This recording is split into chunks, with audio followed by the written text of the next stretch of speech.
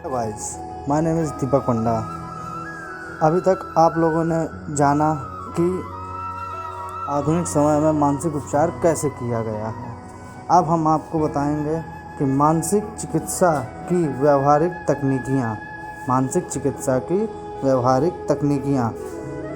पर इससे पहले अगर आपने अभी तक हमें सब्सक्राइब नहीं किया है तो सब्सक्राइब कर लें और उसके बगल में घंटे के बेल आइकन को दबा दें, इससे कि हमारे नए वीडियो का नोटिफिकेशन आपके पास पहुंच जाए।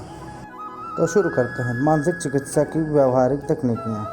एक इंजीनियर के पास एक पुल अथवा इंजन बनाने की तकनीक और प्रक्रिया है। इंजीनियर की तरह आपके मस्तिष्क के पास भी शासन, नियंत्रण और अपने जीवन को निर्देशित करने की तकनीक है।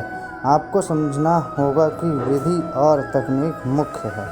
सुनहरे फाटक वाले पुल को बनाते समय मुख्य इंजीनियर ने गणित के सिद्धांतों, तनाव और दबावों को समझा।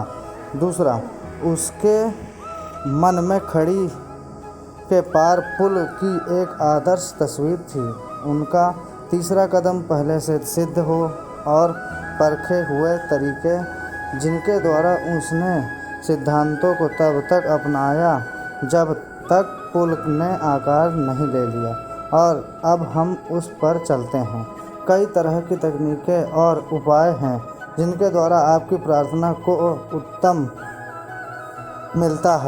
उत्तर मिलने का एक विशिष्ट तरीका है, और यह तरीका वैज्ञानिक है। अचानक से कुछ नहीं होता। यहाँ एक वैश्विक नियम और क्रम होता है।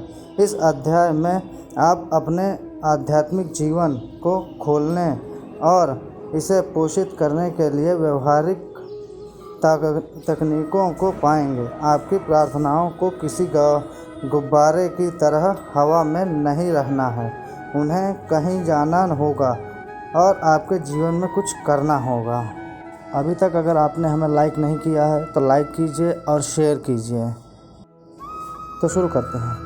पहला, मानसिक इंजीनियर बने और वैभवपूर्ण और विशाल जीवन के निर्माण के लिए पहले से ही गई और साबित तकनीकों का प्रयोग करें। दूसरा, आपकी इच्छा आपकी प्रार्थना है। अपनी इच्छा पूर्ण होने की छवि को देखें और इसकी वास्तविकता का अनुभव करें, तो आपको जवाब मिलने की खुश का एहसास होगा। तीसरा, चीज़ों को पाने की इच्छा करना मनोचिकित्सक का सबसे सरल और निश्चित तरीका है।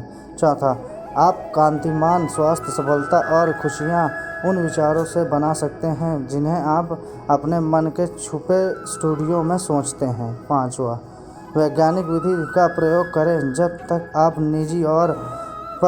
निजी तौर पर साबित न कर दें कि आपकी चेतना सोच को आपके अवचेतन मस्तिष्क की अनंत बुद्धिमत्ता से हमेशा सीधा जवाब आता है। छठा, अपनी इच्छाओं से कुछ निश्चित रूप से मिलने को पहले से देखकर खुशी और शांति महसूस करें। आपके मन में किसी स्वरूप की छवि वह उस वस्तु की है जिसकी आप आशा कर रहे हैं, और उस वस्तु का कोई प्रमाण नहीं देखा गया। सातवां, एक मानसिक छवि 1000 शब्दों के बराबर है। आपका अवचेतन किसी भी छवि को स्वीकार करेगा जिसका मन में विश्वास प्राप्त हो। आठवां, प्रार्थना करते समय सभी प्रयास अथवा मानसिक दबाव से बचें।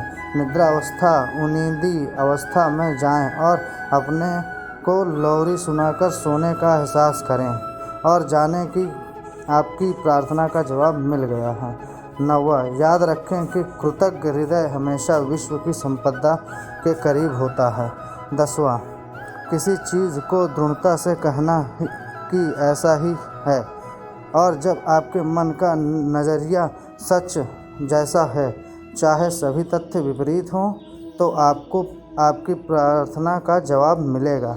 11, ईश्वर के प्रेम और महिमा के बारे में सोचते हुए सामंजस्यता, स्वास्थ्य और शांति की इलेक्ट्रॉनिक तरंगों को उत्पन्न करें। 12, जिस चीज़ को आप आज्ञा देते हैं और उसे सच जैसा समझते हैं वह ज़रूर होगा। सामंजस्य, स्वास्थ्य, शांति और प्रचुरता को आदेश दें।